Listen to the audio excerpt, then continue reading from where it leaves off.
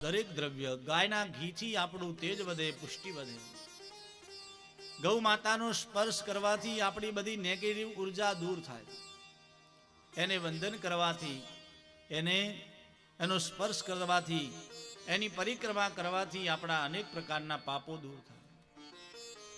શાસ્ત્રોમાં એવું પણ કહ્યું છે, કોઈ અમુક નક્ષત્રમાં જ્યોતિષના આધારે અમુક નક્ષત્રમાં જન્મ થાય, જ્યેષ્ઠા, મૂળ, આશ્લેષા, ગંડાત નક્ષત્રોમાં જન્મ થાય, અમારા કલ્પેશભાઈ જ્યોતિષી, હા, એમાં જન્મ થાય તો એક ગૌમુખ પ્રસવ નામનો વિધિ કરવો પડે, જેમાં કાસાની અંદર મુખ જોવાનું બાળકનું માતા પિતાએ, અને પછી મુખ જોવાનું, આવો વિધિ છે. ગૌમુખ પ્રસવની અંદર એ નાના બાળકને ટોપલામાં રાખી અને ગાયની નીચેથી કાઢવાનું અને ગાયની 7 પરિક્રમા કરાવવાની. આ વિધિ આપણી સનાતની પરંપરાની વર્ષો પૂર્વની છે. તો પણ એ અશુભ નક્ષત્રનો એને દોષ લાગે.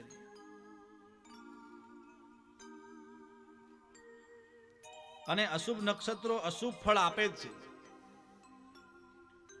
અમે જ્યારે નાના હતા ત્યારે સોલા વિદ્યાપીઠમાં ભણતા હતા, તો વેકેશનમાં એકવાર આવ્યા તો ત્યાં એ વખતે જાડા ગામ રહેતા હતા પિતાજીનો, ત્યાં નોકરી હતી. એટલે તો એ દુકાને, આ તો મારી અંગત વાત છે, તમારી આગળ કહી દઉં, યાદ આવ્યું એટલે, એક મિત્રની દુકાન હતી દરજીની.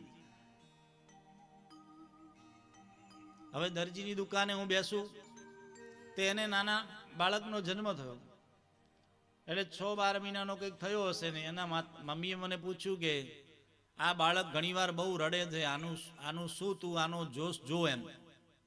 હવે એ વખતે તો અમે 8માં 9માં ભણીએ, બહુ જોશ આવડે નહીં, પણ હવે પંડિત તરીકે વખાણ કર્યા એટલે હવે કંઈક તો જવાબ આપવો પડે. હવે આપણું પાછું અહીંનું જ્યોતિષ તો પાછું અલગ એકદમ.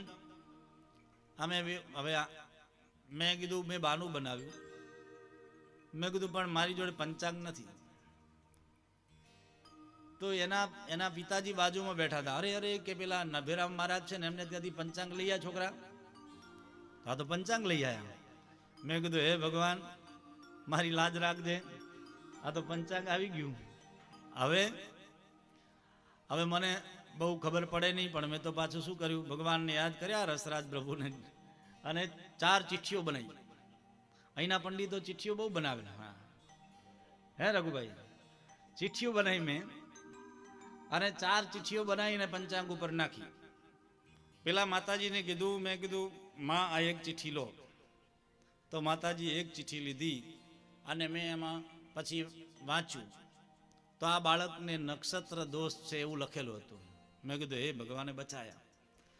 એકમાં મેં લખ્યું હતું માતાજીની બાધા બાકી, આખડી બાકી, કોઈ ગોગાની ભૂલ હશે, આવી 2-4 ચિઠ્ઠીઓ બનાવી હતી આપણી અહીંની પરંપરા પ્રમાણે. પણ એમાં આવ્યું કે નક્ષત્ર દોષ છે.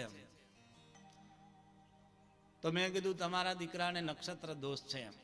તો કે હા, જ્યારે આનો જન્મ થયો ને એ વખતે મેં રાશિ જોડાવા ગયેલા ને, ત્યારે ઝાડામાં ગોરધન મહારાજ છે,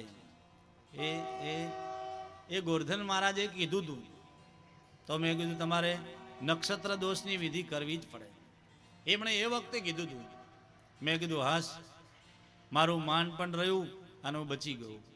પણ એ નક્ષત્ર દોષ એવો છે કે એની વિધિ કરવા માટે ભગવતી ગૌ માતાના નીચેથી બાળકને કાઢવાનું. અને આપણે ભલે આટલી ઉંમરે આપણે પણ જો ગૌ માતાની નીચેથી તમે પસાર થાઓ ને, તમારું અરિષ્ટ દૂર થાય. તમારું જે પણ અશુભ હોય ને, કોઈએ કંઈ કર્યું હોય, કોઈના પ્રત્યે દ્વેષ હોય, કોઈ નેગેટિવ ઉર્જા હોય, તમે ગૌ માતાની નીચેથી પસાર થાઓ ને તો બધી ખરાબ ઉર્જાઓ દૂર થાય.